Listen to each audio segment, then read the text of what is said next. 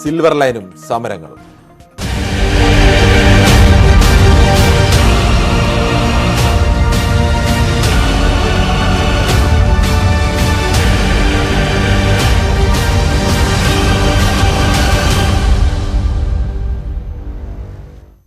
Silver line പദ്ധതിക്ക് അംഗീകാരം നൽകിയിട്ടെന്ന് കേന്ദ്ര റെയിൽവേ മന്ത്രി. 1000 കോടിക്ക് മുകളിലുള്ള എല്ലാ പദ്ധതികളും കേന്ദ്ര മന്ത്രിസഭാ അംഗീകാരം ആവശ്യമാണ്. പദ്ധതിക്ക് കേരളം സമർപ്പിച്ച DPR അപൂർണമാണ്. വിദേശ വായ്പയുടെ കാര്യവും പരിശോധിക്കേണ്ടതുണ്ട്. സാമ്പത്തിക സാങ്കേതിക വശങ്ങൾ പരിശോധിക്കണമെന്നും കേന്ദ്രമന്ത്രി അശ്വിനി വൈഷ്ണവ് അറിയിച്ചു.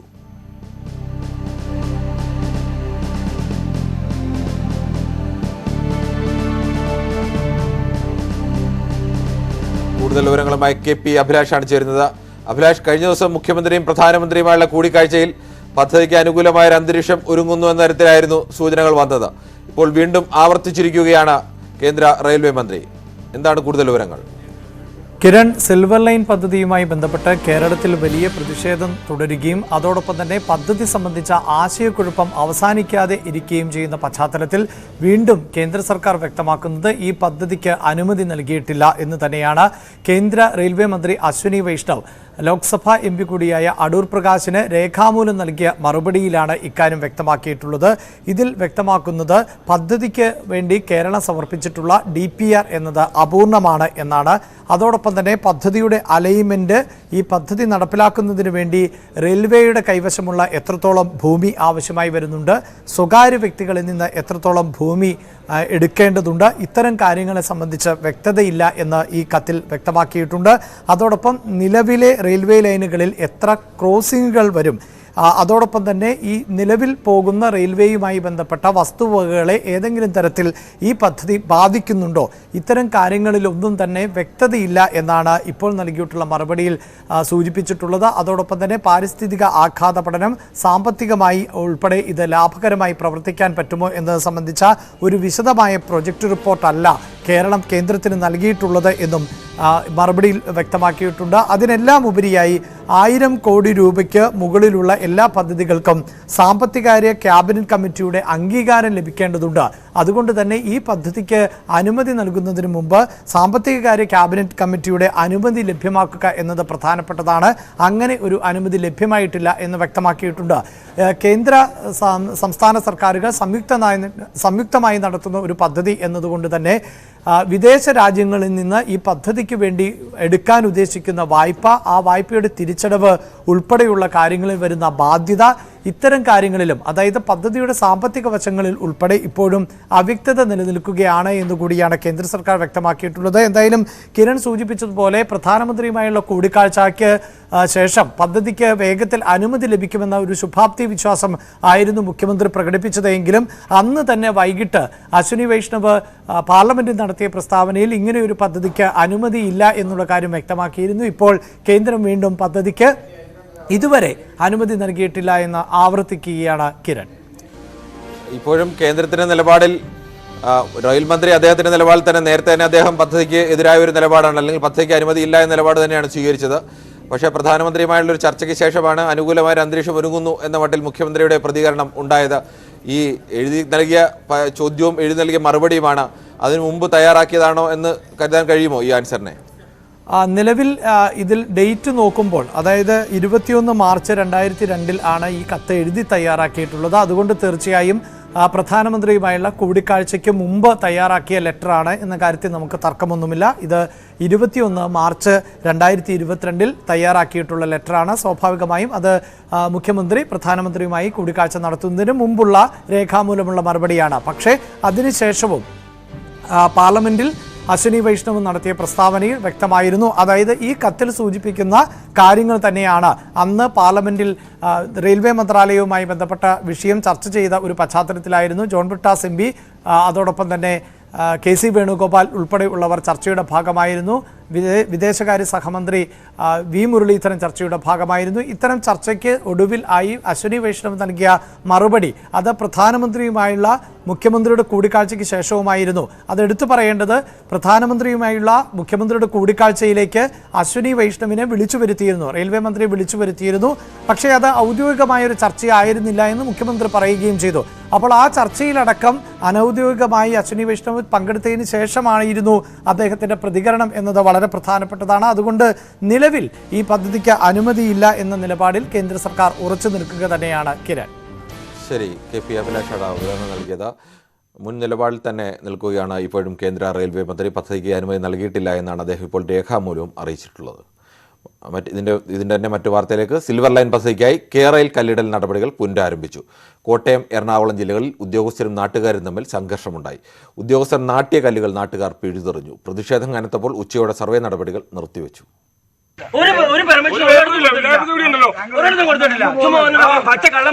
അപ്രതീക്ഷിതമായാണ് കോട്ടയം കുഴിയാലിപ്പടിയിൽ കേരയിൽ കല്ലിടാൻ ഉദ്യോഗസ്ഥരെത്തിയത്. വൻ പോലീസ് സന്നാഹത്തിലായിരുന്നു നടപടികൾ.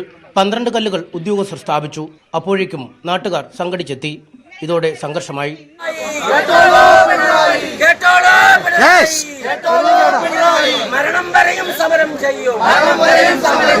12 കല്ലുകളും നാട്ടുകാർ പിഴുതെടുത്തു. ഒരെണ്ണം മീനച്ചിലാറ്റിലെറിഞ്ഞു. മറ്റൊന്ന് പെരുമ്പായിക്കാട് വില്ലേജ് ഓഫീസ് വളപ്പിൽ സ്ഥാപിച്ചു. നാട്ടുകാർ സ്ഥാപിച്ച കല്ല് police പിഴുതുമാറ്റി.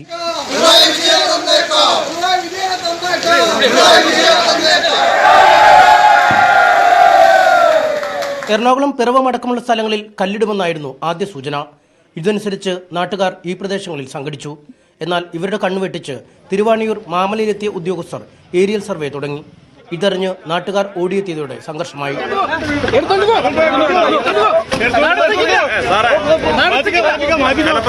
DCC president Muhammad Shiyas അടക്കമുള്ള കോൺഗ്രസ് നേതാക്കളും മാമലിലെത്തി. പ്രതിഷേധം ശക്തമായതോടെ കല്ലിടൽ നടപടികൾ നിർത്തിവെച്ചു.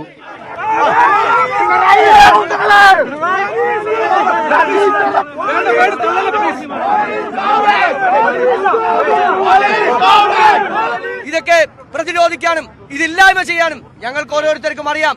എന്നുകൂടി വരും ദിവസങ്ങളിൽ ഈ ഗവൺമെന്റ് കാണാൻ പോകുന്നുള്ളൂ. ഈ ഗവൺമെന്റിന്റെ അന്ത്യമായിരിക്കും കാണാൻ പോകുന്നത്. ഉദ്യോഗസ്ഥർ തിരിച്ചു പോകാൻ തയ്യാറാകാതെ വന്നതോടെ നാട്ടുകാർ റോഡ് ഉപരോധിച്ചു. കഴിഞ്ഞ ദിവസങ്ങളിൽ സ്ഥാപിച്ച 5 അതിരടയാളക്കല്ലുകൾ പിഴുതെറിയുകയും ചെയ്തു.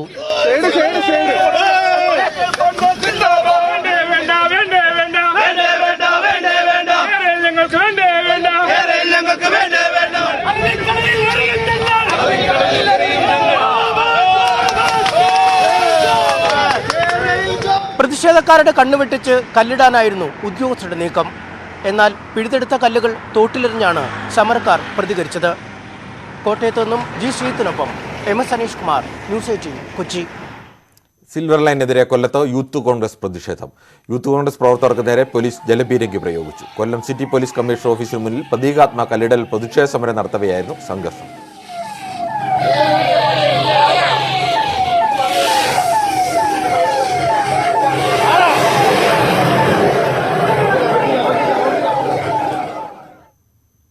സിൽവർ ലൈനായുള്ള കല്ലിടൽ സംബന്ധിച്ച് സർക്കാർ വകുപ്പുകൾക്കിടയിൽ ആശയക്കുഴപ്പം.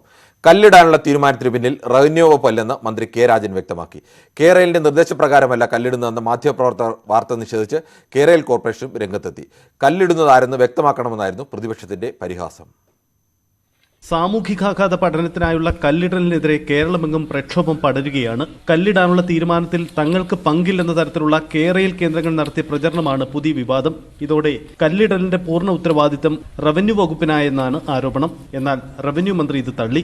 റവന്യൂ വകുപ്പിനെ പഴിചാരുന്ന കേരയിൽ ഉദ്യോഗസ്ഥർക്കെതിരെ മന്ത്രിയുടെ കടുത്ത വിമർശനം. റിക്വസിഷനിങ് ഏജൻസി പറയുന്നതനുസരിച്ച് അവർക്കാവശ്യമായ ഉദ്യോഗസ്ഥരെ റവന്യൂ വകുപ്പ് നൽകുകയും അതനുസരിച്ചുള്ള നടപടിക്രമങ്ങൾ മുന്നോട്ട് പോകുകയാണ് ചെയ്യുന്നത്. ഇതാണ് കേരളത്തിന്റെ നിലവിലുള്ള നിയമം. അത് ബന്ധപ്പെട്ട ആളുകൾക്കറിയാം. കേരളത്തിന്റെ ഏതെങ്കിലും ഉത്തരവാദിത്തപ്പെട്ട പോസ്റ്റ് ഇരിക്കുന്ന ആളുകൾ ഇങ്ങനെ ഉത്തരവാദിത്തരഹിതമായിട്ടുള്ള ഒരു അഭിപ്രായം പറയും എന്ന് ഞാൻ കരുതുന്നില്ല. അങ്ങനെ ആരെങ്കിലും പറഞ്ഞാൽ അവരുടെ നിലവാരത്തിലുള്ള റവന്യൂ ഉദ്യോഗസ്ഥന്മാർ അതിന് മറുപടി കൊടുക്കും. പിന്നാലെ വിശദീകരണവുമായി കേരയിൽ അധികൃതരും രംഗത്തു വന്നു. കല്ലിടുന്നതിന്റെ ഉത്തരവാദിത്തം തങ്ങൾ ഒഴിഞ്ഞിട്ടില്ലെന്നാണ് വിശദീകരണം.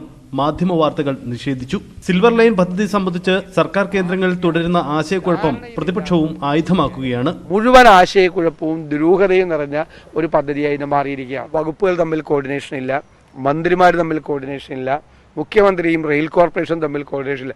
സാമൂഹികാഘാത പഠനത്തിനായി കല്ലിടേണ്ടതില്ലെന്ന വാദം ഉയരുന്നുണ്ട്. സർക്കാർ ഏറെ പഴി കേൾക്കുന്ന നീക്കത്തിൽ ആശയക്കുഴപ്പം വ്യക്തമാണ്. ഭരണമുന്നണിയിൽ നിലനിൽക്കുന്ന അഭിപ്രായ വ്യത്യാസം സർക്കാർ തലത്തിൽ എത്തിക്കാതിരിക്കാനുള്ള ജാഗ്രതയിലാണ് മുന്നണി നേതൃത്വം. ന്യൂസ് 18 തിരുവനന്തപുരം. സിൽവർ ലൈൻ പദ്ധതിയെ തകർക്കാൻ ഗൂഢശ്രമം നടക്കുന്നുവെന്ന് മന്ത്രി സജി ചെറിയാൻ. BJPയും കോൺഗ്രസും ചേർന്ന് ജനങ്ങളെ തെറ്റിദ്ധരിപ്പിക്കുകയാണ്. പ്രാഥമിക സർവേയാണ് നടക്കുന്നതെന്നും ഇതുമായി സഹകരിക്കണമെന്നും മന്ത്രി പറഞ്ഞു. ചങ്ങനാശ്ശേരി അതിരൂപതയുടെ വിമർശനത്തെക്കുറിച്ച് ചോദിച്ചപ്പോൾ മഹാന്മാർ പറഞ്ഞാൽ സർക്കാർ മാനിക്കുമെന്നായിരുന്നു സജി ചെറിയാന്റെ മറുപടി. ഇതൊക്കെ തെറ്റിദ്ധരിപ്പിക്കുകയാണ്. ഒരു ബാങ്കിലും ഒരു പ്രശ്നമില്ല. ഇതെല്ലാം തെറ്റിദ്ധരിപ്പിക്കുകയാണ്. നിങ്ങൾ ഈ പഠനത്തിന് വേണ്ടി ഒന്ന് സൗകര്യം ഉണ്ടാക്കി തരാനായിട്ട് നിങ്ങൾ ആവശ്യമായ പ്രവർത്തനം നടത്തും. BJPയും കോൺഗ്രസും ഇവിടുത്തെ എല്ലാ കമ്മ്യൂണിസ്റ്റ് വിരുദ്ധരായിട്ടുള്ള സംഘടനകളും ഒന്നിച്ച് കേരളത്തിലെ ഇടതുപക്ഷ രാഷ്ട്രീയത്തെ ദുർബലപ്പെടുത്താനും തകർക്കാനും കഴിയുമെന്നുള്ള വലിയ പരിശ്രമം നടത്തിക്കൊണ്ടിരിക്കുക. അതിൽ പ്രശ്നം അല്ല, അതൊന്നുമില്ല, അങ്ങനൊന്നുമില്ല. അവർക്കാർക്കും പ്രശ്നമില്ല. അതൊക്കെ അവരുടെ വികാരങ്ങളാണ് പറയുന്നത്. അല്ല, അതെ, അത് ഗവൺമെന്റിന്റെ മുമ്പിൽ കൊണ്ടുവരേണ്ട കാര്യങ്ങൾ അത്ര ആളുകൾ മഹാന്മാരായ വ്യക്തിത്വങ്ങൾ പറയുമ്പോൾ ഞങ്ങളത് മാനിക്കും, അത് കേൾക്കും. സിൽവർ ലൈന് പ്രധാനമന്ത്രി അനുകൂലമാണെന്ന പ്രചരണം തെറ്റാണെന്ന് കേന്ദ്രമന്ത്രി വി മുരളീധരൻ. സാമാന്യ ബുദ്ധിയുള്ള ആരും അങ്ങനെ അഭിപ്രായപ്പെടില്ല. റെയിൽവേ മന്ത്രിയിലൂടെ കേട്ടത് പ്രധാനമന്ത്രിയുടെ ശബ്ദമാണെന്നും വി മുരളീധരൻ പറഞ്ഞു.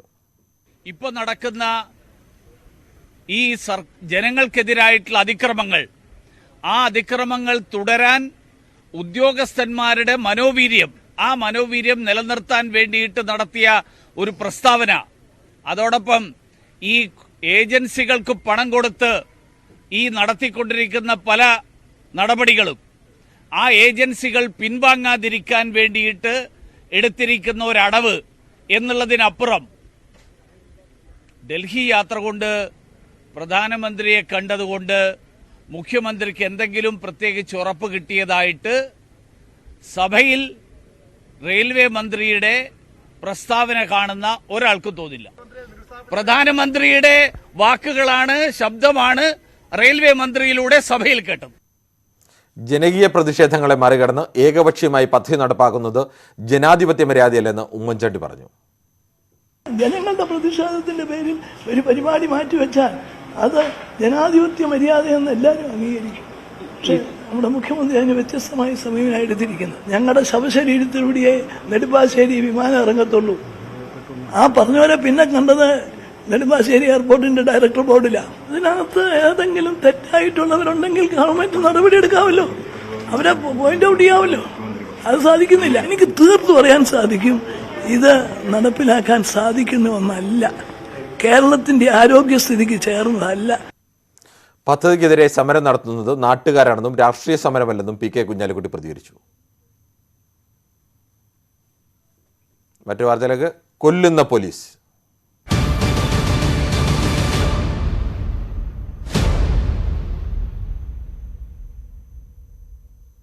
തിരുവല്ലം കസ്റ്റഡി മരണത്തിൽ നിർണായക വെളിപ്പെടുത്തലുമായി സുരേഷിനൊപ്പം പിടിയിലായ ആൾ. 5 പേരും ക്രൂരമർദ്ദനമാണ് സ്റ്റേഷനിൽ നേരിട്ടത്. മർദ്ദനത്തിനു ശേഷം കഠിനമായ വ്യായാമമുറകൾ ചെയ്യിച്ചു. കുഴഞ്ഞു വീണ് ഛർദ്ദിച്ച സുരേഷിനെ ആശുപത്രിയിലെത്തിക്കാൻ കാലതാമസമുണ്ടായി. മർദ്ദനവിവരം പുറത്തു പറഞ്ഞാൽ കള്ളക്കേസിൽ കൊടുക്കുമെന്ന് പോലീസ് ഭീഷണിപ്പെടുത്തിയെന്നും ജാമ്യത്തിലിറങ്ങിയ ആൾ ന്യൂസ് 18നോട് വെളിപ്പെടുത്തി. സംഭവ ദിവസം സുരേഷിനൊപ്പം കസ്റ്റഡിയിലുണ്ടായിരുന്ന ആളാണ് നിർണായക വെളിപ്പെടുത്തൽ ന്യൂസ് 18നോട് നടത്തിയത്. ഗ്രേഡ് SI സജീവും 2 ഹോംഗാർഡുകളും പിടിയിലായ 5 പേരെയും ക്രൂരമായി മർദ്ദിച്ചു. സ്റ്റേഷനിൽ കൊണ്ട് അവിടെ കുനിച്ച് കുറുക്കിലടിക്കുകയും ചവിട്ടിലടിക്കുകയും അകത്ത് കയറ്റിയിട്ട് ബൂട്ടിട്ട് 2 ഹോംഗാർഡും സജീവ് എന്ന് പറയുന്ന ഒരു ഗ്രേഡ് SI ഉണ്ട്, പുള്ളിയുമായി ചേർന്ന് നല്ല രീതിയിൽ മർദ്ദിക്കുകയും കുനിച്ചു വെച്ചിടിക്കുകയും ചവിട്ടുകയും ചെയ്യുന്നു. ഞായറാഴ്ച രാത്രിയായിരുന്നു മർദ്ദനം. അടുത്ത ദിവസം രാവിലെ കഠിനമായ വ്യായാമ മുറകൾ ചെയ്യിച്ചു. സുരേഷ് മരിച്ചതിന് ശേഷം നമ്മളെ വിളിച്ച് CA റൂമിൽ കയറ്റി എല്ലാവരെയും കാല് പിടിക്കുകയും നിങ്ങൾക്ക് എന്ത് ചിലവ് വന്നാലും ഞാൻ ഏറ്റു, ഞാൻ ജാമ്യത്തിൽ ഇറക്കി തരാം. ഈ ഇവിടെ നടന്ന സംഭവം പുറത്താര് വരും, ക്രൈംബ്രാഞ്ച് വരും, ചാനലുകാർ വരും, പത്രക്കാർ വരും, ഓരോരുത്തരും അവരടുത്തൊന്നും പറയരുത്, നിങ്ങൾ എത്ര രൂപ കൊടുത്താലും അങ്ങനെ സ്വന്തം ചെലവിൽ ഇറക്കിത്തരാമെന്ന് CA ഏറ്റു. ആശുപത്രിയിലേക്ക് കൊണ്ടുപോകാൻ കാലതാമസമുണ്ടായി. സുരേഷ് മരിച്ചതോടെ മർദ്ദിച്ചില്ലെന്ന് ഭീഷണിപ്പെടുത്തി മൊഴി വാങ്ങി. കേസ് ഒഴിവാക്കാമെന്ന പ്രലോഭനവും ഉണ്ടായി. ഞങ്ങൾ 101 ഏത്തം ഇടിയിച്ചു. അത് കഴിഞ്ഞ് 50 തവളച്ചാട്ടം, 50 പുഷപ്പ്, ഇത് 50 ഇൻകിലാബ് സിന്ദാബാദെന്നും പറഞ്ഞ് വിളിച്ച് ചാടി വിളിക്കുക. അങ്ങനെ അതൊക്കെ ചെയ്യിച്ച് പിന്നെ മുട്ട് വളയാതെ 50 പ്രാവശ്യം കൈകുത്തി ചെയ്യുക. ഇതിൽ തളർന്നു വീഴുന്നവരെ അവർ വീണ്ടും എടുത്തിട്ട് ചെയ്യുക. മർദ്ദന വിവരം രഹസ്യമൊഴിയായി മജിസ്ട്രേറ്റിന് നൽകിയിട്ടുണ്ട്. ഇനിയൊരു കസ്റ്റഡി മരണം ഉണ്ടാകാതിരിക്കാനാണ് വെളിപ്പെടുത്തലെന്നും സുരേഷിന്റെ സുഹൃത്ത് പറഞ്ഞു. VV Vinod, news 18, Thiruvananthapuram.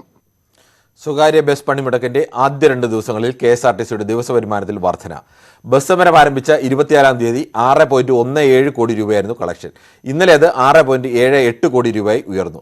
സമരത്തിന് മുൻപുള്ള ദിവസങ്ങളിൽ 5 കോടി രൂപയായിരുന്നു ശരാശരി വരുമാനം.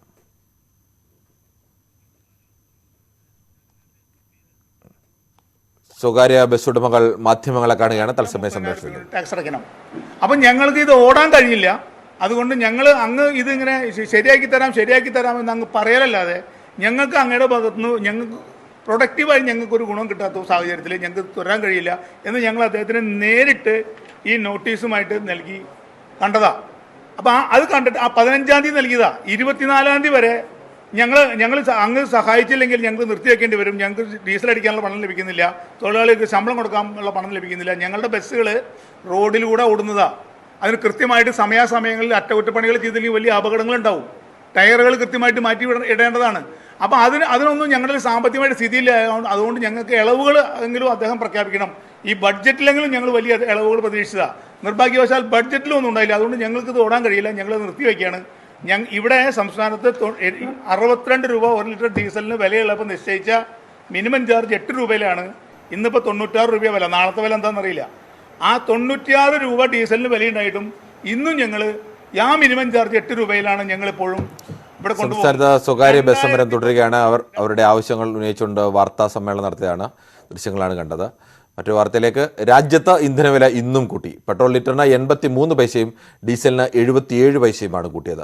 5 ദിവസം കൊണ്ട് പെട്രോളിന് 3 രൂപ 48 പൈസയും ഡീസലിന് 3 രൂപ 30 പൈസയുമാണ് കൂട്ടിയത്. കൊച്ചിയിൽ പെട്രോളിന് 107 രൂപ 65 പൈസയും ഡീസലിന് 94 രൂപ 72 പൈസയുമായി. വിവാദ പരാമർശത്തിൽ മാപ്പ് പറഞ്ഞ് നടൻ വിനായകൻ. ഉരുത്തി സിനിമയുടെ വാർത്താ സമ്മേളനത്തിനിടെ നടത്തിയ അശ്ലീല ചുവയുള്ള പരാമർശങ്ങളിലാണ് മാപ്പ് ചോദിച്ചത്. ഭാഷാപ്രയോഗം ആരെയും ഉദ്ദേശിച്ചായിരുന്നില്ലെന്നും മാധ്യമപ്രവർത്തകയ്ക്ക് വിഷമം നേരിട്ടതിൽ ഖേദിക്കുന്നുവെന്നും വിനായകൻ അറിയിച്ചു. വിനായകനെതിരെ സമൂഹ മാധ്യമങ്ങളിലടക്കം രൂക്ഷ വിമർശനമുയർന്ന സാഹചര്യത്തിലാണ് വിനായകൻ മാപ്പ് പറഞ്ഞത്. ഫേസ്ബുക്കിലൂടെയാണ് വിനായകന്റെ പ്രതികരണം.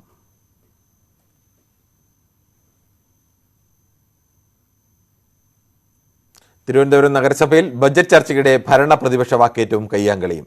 2 ഭരണപക്ഷ അംഗങ്ങൾക്കും 2 BJP അംഗങ്ങൾക്കും പരിക്കേറ്റെന്നാണ് പരാതി. ബജറ്റ് പരിശോധിക്കുക പോലും ചെയ്യാതെയാണ് പ്രതിപക്ഷം പ്രശ്നങ്ങൾ ഉണ്ടാക്കിയതെന്ന് മേയർ ആര്യ രാജേന്ദ്രൻ പറഞ്ഞു.